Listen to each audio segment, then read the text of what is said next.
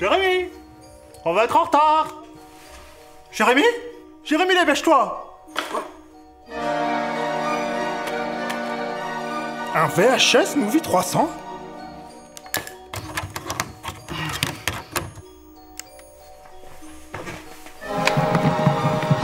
Alors, journal de bord, Jérémy Morvin, 347e dimension, première. On est le 4 juillet, il est midi 47. Hey, je te fais visiter? Allez, carrément. Alors bienvenue, voici donc mon salon, avec mon coin télé, mes canapés, c'est là que je regarde des films et tout ça. En haut, il y a les chambres, chambre et salle de bain. Ici, il y a des chiottes avec une odeur de ouf. Et alors ça, chausson tigre. Tu connais la différence entre un alligator et un crocodile? Non. C'est quasiment la même chose.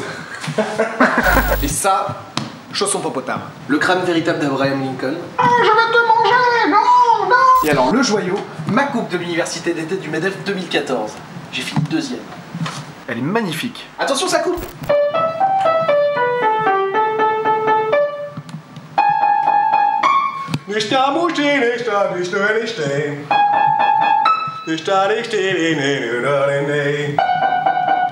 Hey. En tout cas, c'est super sympa de m'accueillir, vraiment. Eh mais Mikasa est Mufasa! Nedělní odpoledne stane se pro mnohé chvílí volna. Donc, Paranormal Activity est un film indépendant américain sorti le 14 octobre 2007 aux États-Unis, au départ seulement dans les festivals, puis en octobre 2009 dans les réseaux de distribution habituels. Le film est réalisé par Oren Peli, dont c'est le premier long métrage qu'il a tourné en 7 jours pour un budget de seulement 15 000 $ et qui en a rapporté 193 millions, soit près de 13 000 fois son budget initial, ce qui fait de Paranormal Activity le film avec le plus grand retour sur investissement de l'histoire du cinéma tout entier, si on exclut les coûts marketing. Un budget extrêmement limité qui s'explique par le fait que Paranormal Activity est ce qu'on appelle communément un found footage. Et à vrai dire, c'est même un de ses plus célèbres représentants. Il est donc, je pense, indispensable d'introduire le concept du found footage avant de s'intéresser au film à proprement parler. Et il y a un paquet de trucs à dire sur le sujet, alors installez-vous confortablement, préparez-vous un petit bol de chips, éventuellement avec un peu de guacamole. Bon, si vous le faites maison, c'est toujours mieux, sinon au pire, ça existe en sachet. Par contre, faut quand même rajouter un avocat, c'est pas genre du guacamole déshydraté, quoi. C'est plus un mélange d'épices qu'on rajouterait à l'avocat pour faire du guacamole. Donc le found footage, qui pourrait littéralement se traduire par métrage trouvé, est un genre cinématographique qui repose sur le principe du métrage trouvé, justement, dans le sens où chaque film est supposé avoir été tourné par un de ses personnages, puis retrouvé par quelqu'un d'autre avant de nous être présenté. Un procédé qui renverse du coup une convention traditionnelle de la fiction, puisque cette fois-ci, les caméras utilisées pour tourner le film existent aussi dans la diégèse de ce dernier, comme c'est le cas pour les faux documentaires. Ça, c'est l'idée de base derrière le found footage, mais pour vraiment en saisir l'importance, il va falloir que je procède à un petit historique. Le genre a été popularisé au cinéma en 1999 avec la sortie du projet Blair Witch, qui raconte l'histoire de 3 étudiants en cinéma qui réalisent un documentaire sur la légende d'une sorcière qui entrait la forêt de Black Hills dans le Maryland, une forêt toute proche de la petite ville de Burkittsville, anciennement nommée Blair jusqu'au début du 19e siècle. D'où le titre The Blair Witch Project, à moitié traduit en France par le projet Blair Witch pour les 3 personnes au monde qui savent que witch veut dire sorcière, mais pas que project signifie projet. Merci les traducteurs. Mais de rien, trop du cul. Alors, il est communément admis que le film est celui qui a posé les bases du genre, et il est probablement le premier auquel vous pensez si on vous dit found footage. Mais s'en contenter comme origine au found footage serait ma foi fort incomplet. Fort incomplet ou saltimbanque total? Hey, c'est moi qui fais les blagues ici. Ah ouais? Donc de nombreux précurseurs au projet Blair Witch existent, comme par exemple Cannibal Holocaust de Ruggero Deodato en 1980, dont la seconde moitié consiste en la projection d'images tournées par une équipe de reporters morts aux mains d'une tribu cannibale, ce qui donne des séquences absolument dégueulasses que je floute en utilisant ma machine à flouter flambant neuve, qui nous a gentiment été offerte par notre partenaire Floutix en échange d'un petit placement de produit. Bien sûr, il existe tout un tas d'autres proto-exemples qui jalonnent l'histoire du cinéma, et j'avoue que j'aurais bien du mal à être exhaustif, d'autant qu'on pourrait remonter super loin jusqu'au cinéma vérité, ou même, pourquoi pas, au roman épistolaire, comme Dracula par exemple, qui pourrait tout à fait être considéré comme un précurseur au found footage, puisque l'histoire est racontée au travers de morceaux de lettres et de journaux intimes écrits par les personnages du roman. Mais je profite quand même de l'occasion pour vous aiguiller une fois n'est pas coutume sur un programme télé qui mériterait selon moi d'être plus connu. Les Documents interdits de Jean-Teddy Philippe sont 13 courts-métrages français diffusés sur Arte entre 1986 et 1989 et sont assurément parmi les œuvres qui ont le plus influencé le genre du found footage. Donc si le sujet vous intéresse, je vous recommande d'y jeter un œil, d'autant que si vous avez déjà vu des found footage, il y a un paquet de trucs que vous retrouverez ici. Des œuvres très surprenantes et très en avance sur leur temps que je vous recommande vivement. Pour vous donner une idée, c'est un petit peu une version found footage de la 4ème dimension. Bref, on en revient au projet Blair Witch donc, qui malgré un immense succès commercial n'a pas vraiment immédiatement lancé de mode, puisque le found footage s'est fait très rare pendant les années qui ont suivi sa sortie. Mais au milieu des années 2000, 4 films vont relancer le genre en grande pompe. Diary of the Dead de George Romero, Cloverfield de Matt Reeves, Rec de Jaume Balaguerro et Paco Plaza, et donc le film qui nous intéresse aujourd'hui,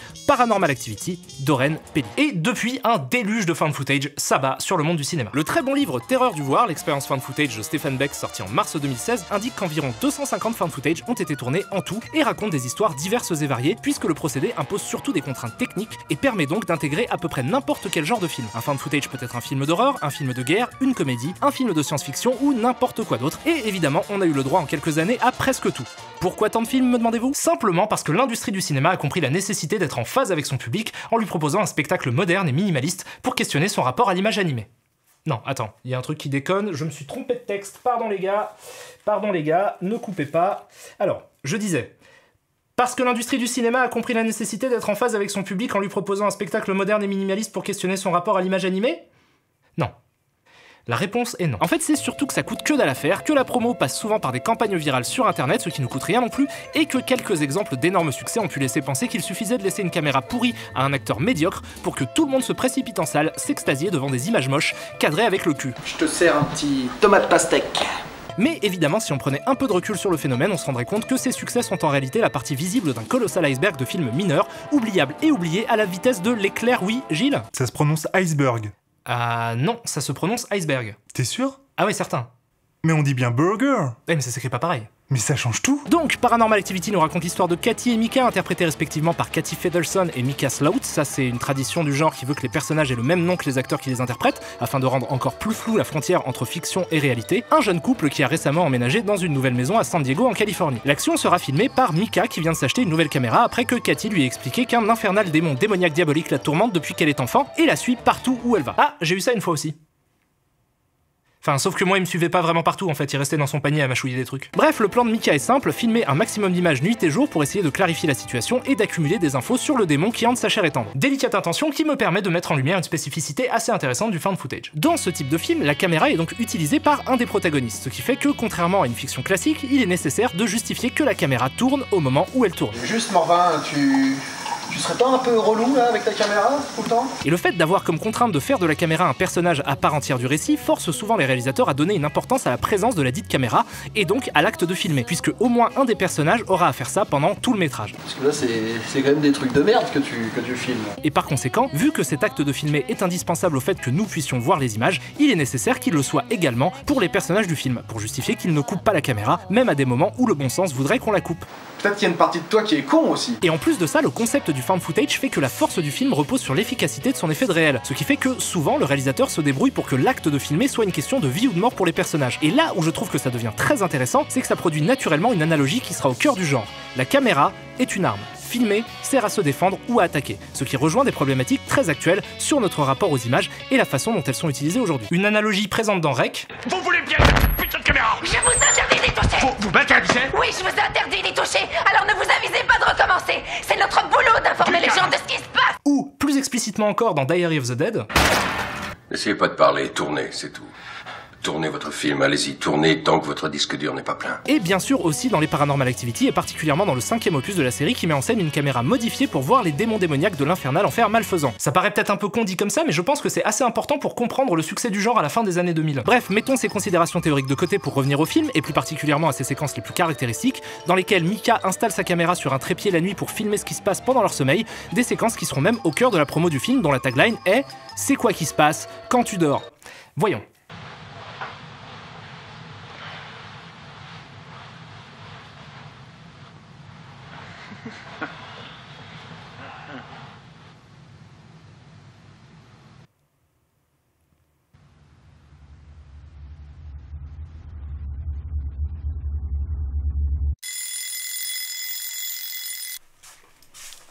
Oh putain, oui, merde! Oui, donc au petit matin, Katie et Micah découvrent que quelqu'un ou quelque chose a fait tomber leurs clés sur le sol et décide sur le champ d'appeler un médium pour les aider, qui finit par s'en aller parce qu'il dit ne pas être compétent pour ce genre de situation. Mais avant de partir, il met quand même en garde le couple sur le fait qu'ils ne doivent pas essayer d'entrer en contact avec le démon et surtout ne pas utiliser de planche de Ouija. Et il leur conseille enfin de faire appel à un démonologue plus à même de les aider pour ce type de problème. Demain, j'appelle le mec.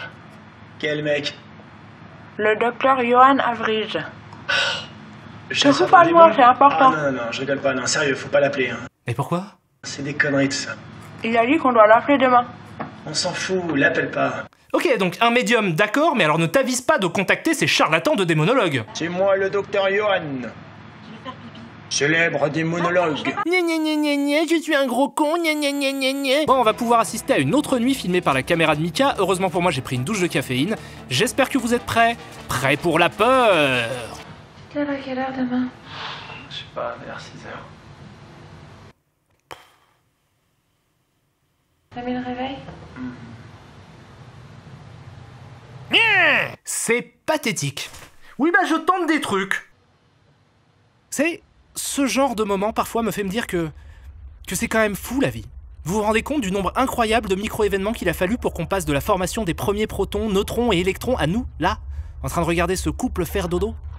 Non, oh, il se passe un truc, la porte a bougé, elle a bougé, et j'ai l'impression que c'est pas du tout l'émotion que je suis censé ressentir à ce moment-là. Donc, Mika est maintenant convaincu que Cathy dit la vérité et qu'un démon est vraiment présent dans la maison. Et le reste du film se déroule sur le schéma du « je filme pendant la nuit, j'analyse les images le lendemain ». Et évidemment, les manifestations du démon démoniaque vont crescendo, au point qu'il commence finalement à faire des trucs plus effrayants que ce que pourrait faire un chat vaguement farceur. Il arrive même à prendre possession de Cathy, ce qui, évidemment, horripile son horripilant petit ami. Montre-toi si tu oses. T'as rien dans le slip? Ton démon, il vaut rien. Il vaut que dalle. T'es qu'un naze. Ah, je suis Belzébuth, prince des ténèbres. Craignez mon courroux, car il est venu, celui qui va vous fumer vos rats.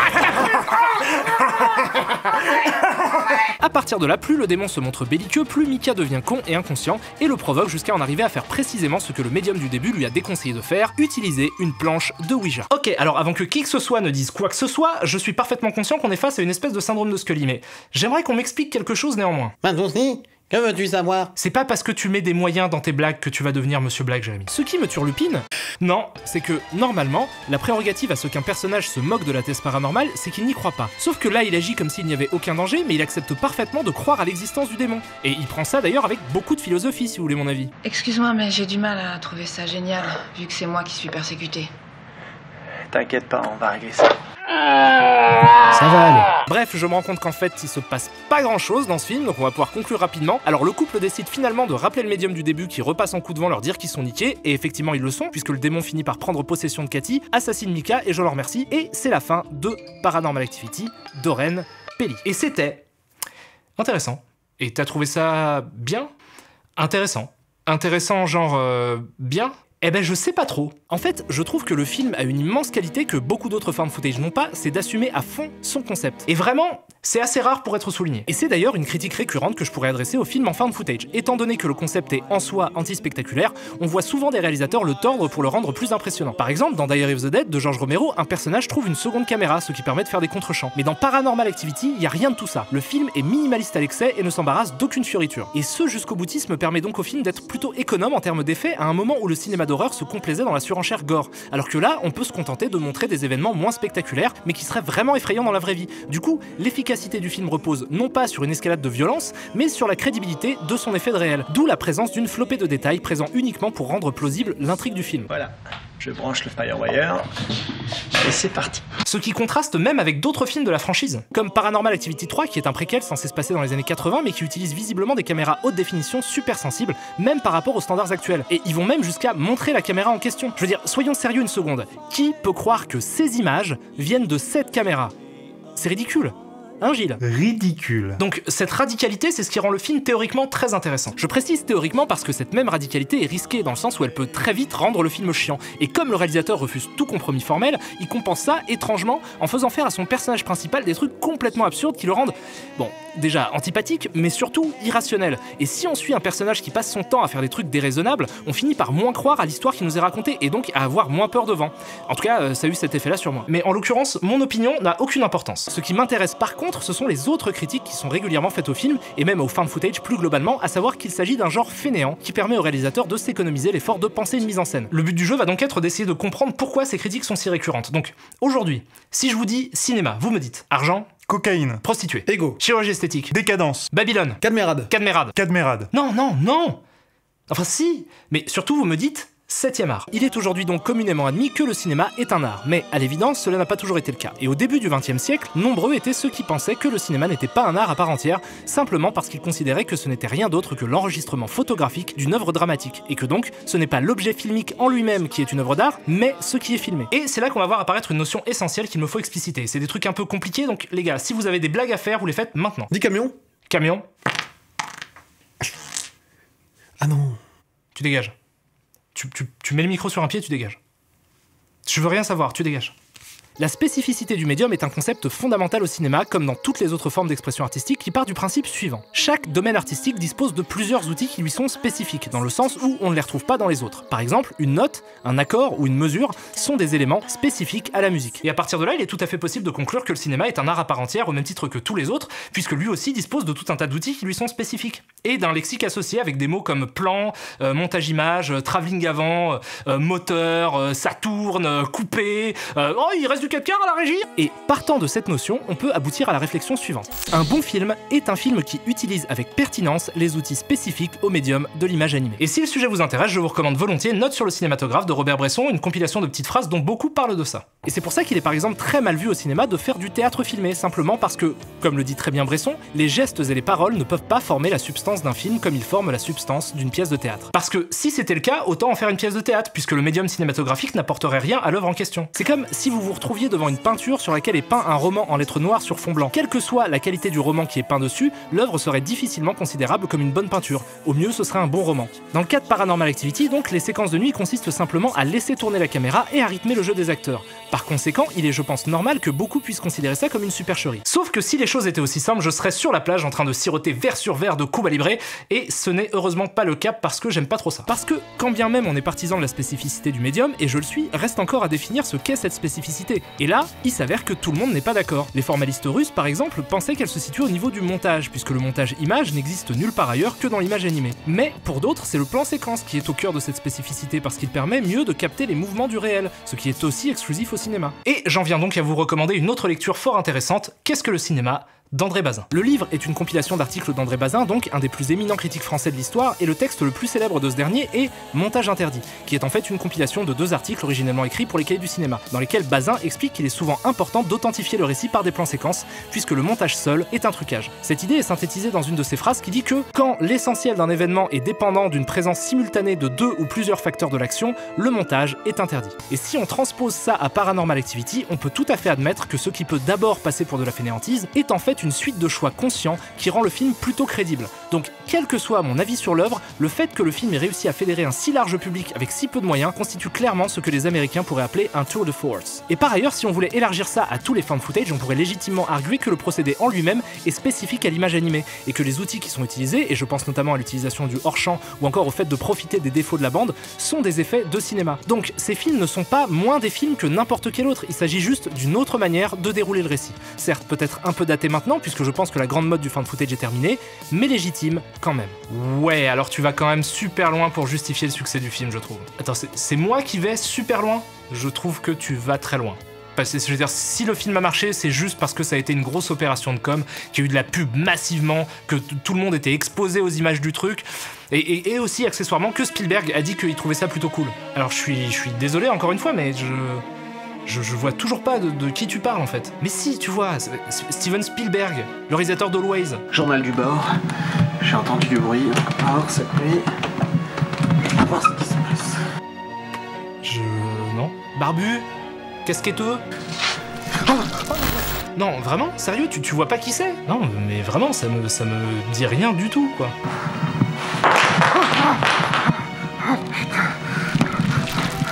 Indiana Jones, l'aventurier avec le chapeau. Non, Alan Quatermain. Jérémy, il faut que tu viennes. Je crois qu'il y a des pseudos. Du jus de tomate pastèque. Vite, faut que j'aille prévenir les autres. Qu'est-ce qui se passe là? Pourquoi tu ranges tes affaires? Ne m'approche pas. Wow! Attention, je te dis que ça coupe. Ah putain. Ah putain, ça pisse le sang. Non, tu saignes de la pisse. Non!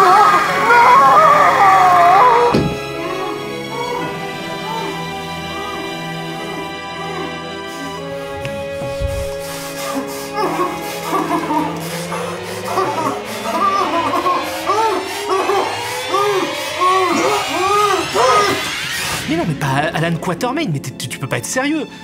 Bon, tu vois le film avec le gentil extraterrestre qui arrive sur Terre et il devient pote avec un enfant et il veut rentrer chez lui, bien sûr. Mais ça, j'y avais pensé, je voulais même le faire dans un épisode. Attends, tu voulais en parler dans l'émission? Genre pour te moquer du film? Ouais, ça méritait grave un épisode, il y a des trucs complètement cons dans le film. Oh merde! Gilles? Oui? C'est quoi ton animal préféré? Bah, les dinosaures. Et c'est quoi ton film avec des dinosaures préféré? Carnosaure. Non. Bah si, mais en même temps, il n'y a pas eu beaucoup de bons films avec des dinosaures. Sainte Marie, mère de doux Jésus, Joseph, Marie et Ringo.